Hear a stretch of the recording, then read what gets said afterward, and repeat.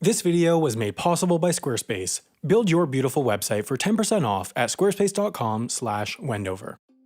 Imagine a train that took you from Washington, D.C. to Dallas, Texas in 9 hours, or Paris, France to Athens, Greece in 9 hours, or Adelaide, South Australia to Perth, Western Australia in 9 hours.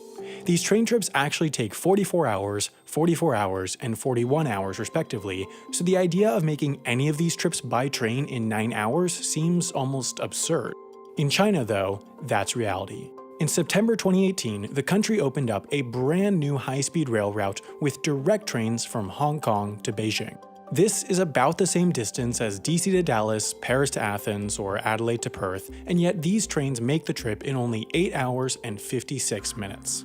What makes this even more impressive is that 10 years ago, in 2008, at the time of the Beijing Olympics, China's high-speed rail network consisted of this. We'll have to zoom in because the extent of the network was one 19-mile-long maglev train from Shanghai Airport to the outskirts of Shanghai, and a traditional high-speed rail line from Beijing to the coastal city of Tianjin. Today, 10 years later, that network has expanded into this. China has 8 times as much high-speed track as France, 10 times as much as Japan, 20 times as much as the UK, and 500 times as much as the US. In fact, China has as much high-speed rail track as the rest of the world combined. It is staggering the amount of progress they have made in such a short amount of time. Traditionally, high-speed rail exists in small countries with rich populations by the likes of Germany, France, and Japan. China is neither of these things. The country is enormous, about the same size as the US, and is also not rich. While no longer poor, China is definitively a middle-income country. It's about as rich as Mexico, Thailand, or Brazil. In fact, despite being the country with the most high-speed rail in the world, China is also the poorest country in the world to have any high-speed rail. Despite the country's vast size, China's huge population makes it very dense, especially in the east half. This means that China does have large cities close enough together where it makes sense to take the train rather than the plane. Trips like Guangzhou to Changsha, a distance of 350 miles, take an hour by plane or 2 hours and 20 minutes by train.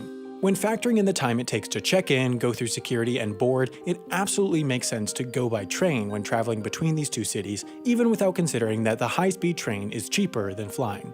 High-speed rail even makes sense in China on longer routes where it wouldn't in other countries.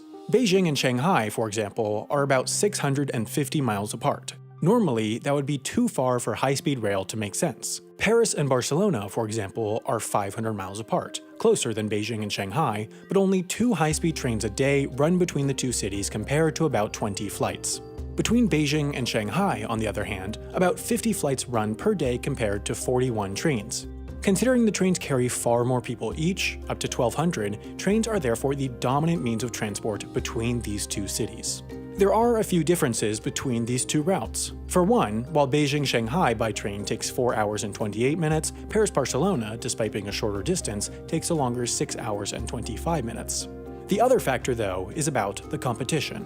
Europe has an efficient air transport network dominated by budget airlines that are often far cheaper than trains. You can find tickets for flights between Paris and Barcelona for as little as $12, while the cheapest Beijing-Shanghai flights go for $74. Air travel within China is also far from efficient. China Southern, China Eastern, and Air China, the 3 largest Chinese airlines, arrive on time an average of 67, 66, and 63% of the time, respectively. A big reason for this is that there's just not enough room in the skies. A majority of China's airspace is military-controlled, meaning that there are just these narrow flight corridors that account for 30% of airspace where civilian planes can fly.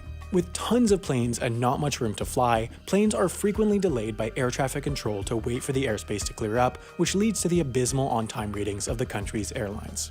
While the Beijing-Shanghai flight takes only 2 hours, the potential of delays, along with all the other factors that make air travel slower, help make the train the popular means of transport on this longer route.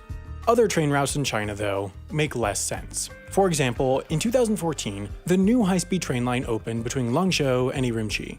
These two cities are relatively small by China standards. They both have a population of 3.5 million, and between them are only small towns. They're also not close. About 1,000 miles separate them. This project could therefore be compared to building a high-speed train from Denver to Seattle. They're modestly sized cities a long ways apart with nothing big in between. Some people would use it, but it wouldn't make any financial sense. In China, Langzhou and Urumqi are not small cities, but there's really nothing big in between, and at that distance, there's no sense not flying. The Langzhou-Urumqi high-speed train takes 11 hours compared to the 2.5-hour flight, and the construction cost of that line was $20 billion, meaning that if every seat on every train was filled, tickets would still have to cost $400 each way just to make back the construction cost in 30 years. In reality, tickets cost about $80 and trains are far from full, meaning that this rail line is just insanely far from profitable. The ticket revenues from these trains reportedly don't even cover the cost of electricity for the line, let alone construction and other operating costs. So why would the Chinese government sink so much money into something that has no prospects of really ever making money? Well, politics. Urumqi is the capital of the Xinjiang province. While 92% of China's population is Han Chinese, the Xinjiang province is primarily Uyghur, one of the minority ethnic groups of China, and there has been an ongoing, fairly strong separatist movement by the Uyghurs from China that has often turned violent. The central government in Beijing, however, wants the Xinjiang province to be just as integrated as the rest of the country, and has tried a variety of methods to force this, including moving Han Chinese into the region and the imprisonment of Uyghurs in so-called re-education camps. The high-speed train is just the most recent tactic to bring Xinjiang closer to Beijing, and this is no secret. The central government is fully upfront in saying that the line was built to promote, as they call it, ethnic unity. This isn't the first time that they've used this tactic of railroad politics. Tibet, a region even better known than Xinjiang for its independence movement, was the last region in China not to have a railway due to its small population and intense terrain. The central government still wanted to build one, though, to bring it closer to the rest of the country, and so they did. Trains now run directly from Beijing to Lhasa, Tibet in 47 hours on the highest elevation rail line in the world. These trains reach an elevation of 16,640 feet, so high that passengers have to use direct oxygen supply. Even the train to Hong Kong serves the central government's goal of further integrating Hong Kong, which is an autonomous special administrative region, into mainland China. While high-speed trains to Hong Kong certainly do make a lot more sense than trains to the Xinjiang province, many Hong Kongers have not greeted the new service kindly, as they view it as an encroachment on the autonomy guaranteed to them by Hong Kong Basic Law. The most controversial part has not been the fact that there's a train, but rather that the station in Hong Kong includes an area that is effectively now part of mainland China since people pass through border controls before boarding the train in Hong Kong. Just like any country, what having a high-speed, efficient rail network in China is doing is bringing the country together and making it stronger, even if it's bringing together people that want to stay apart.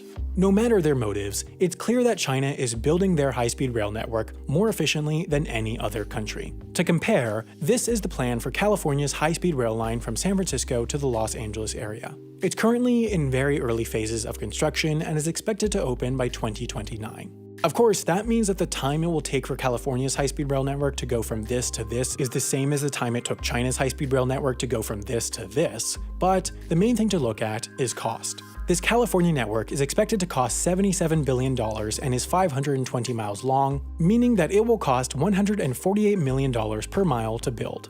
China, on the other hand, is building their network at a cost of only $30 million per mile. Of course, labor costs are lower in China and their network crosses more rural areas where land acquisition costs are lower, but what's more meaningful is that they've turned building high-speed rail into almost an assembly line process where they can mass-produce even the most expensive elements like viaducts and tunnels. In true Chinese fashion, with scale, they're making high speed cheaper.